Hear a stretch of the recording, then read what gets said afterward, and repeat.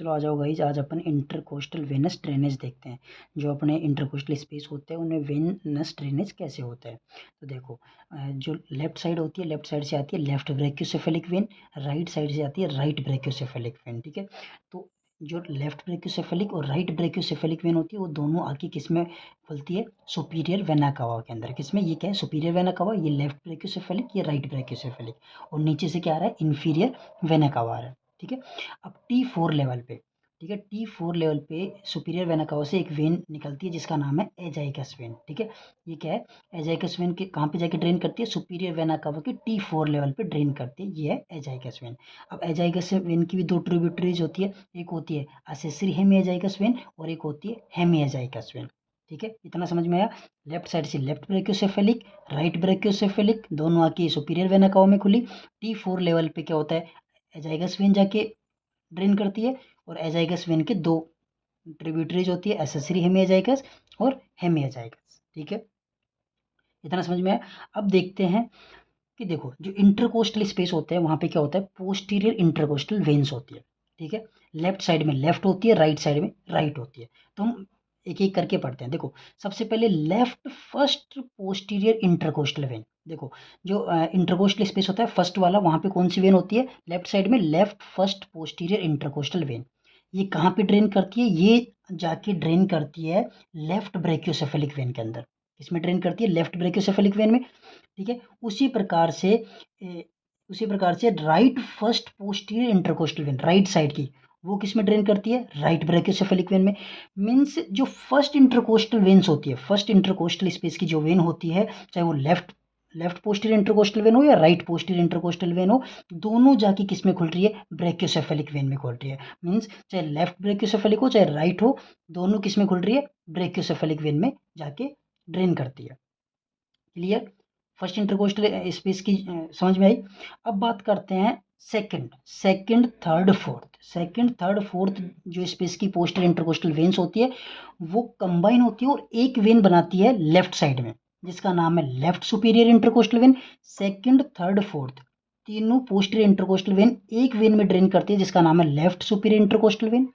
उसी प्रकार से राइट साइड की second third fourth right poster intercostal when एक वेन बनाती है और उसमें ड्रेन करती है जिसका नाम है right superior intercostal when.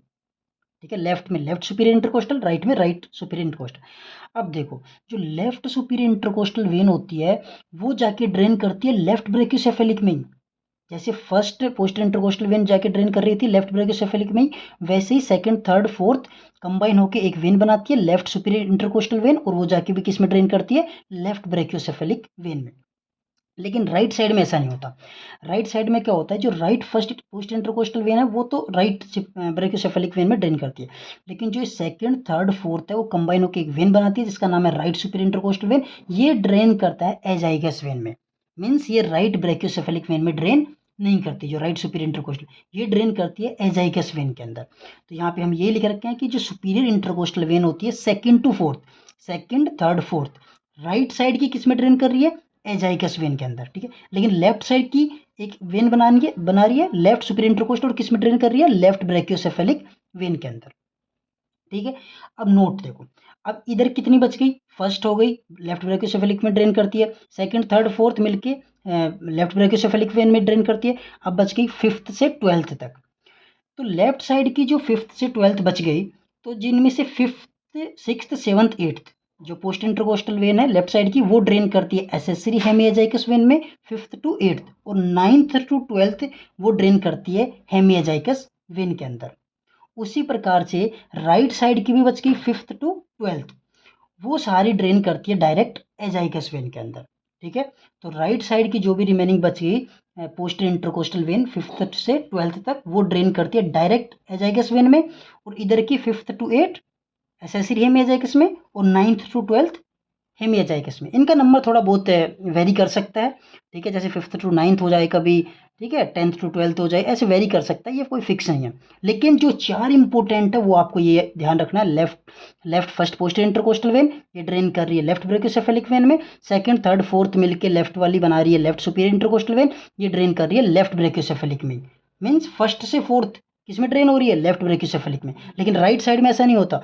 Right जो ब्रैकियोसेफेलिक वेन में जो होती है फर्स्ट जो राइट पोस्टीरियर इंटरकोस्टल वेन होती है वो ही करती है ओनली राइट ब्रैकियोसेफेलिक वेन में ड्रेन। जो सेकंड, थर्ड, फोर्थ होती है वो बनाती है राइट सुपीरियर इंटरकोस्टल वेन और वो ड्रेन करती है एजाइकस वेन में, राइट साइड में। ठीक है, तो आज के लिए इतना ही गाइस। अगर आपको हमारी वीडियो पसंद आई है तो प्लीज़ सब्सक्राइब करें, कमेंट करें, लाइक करें। Thank you.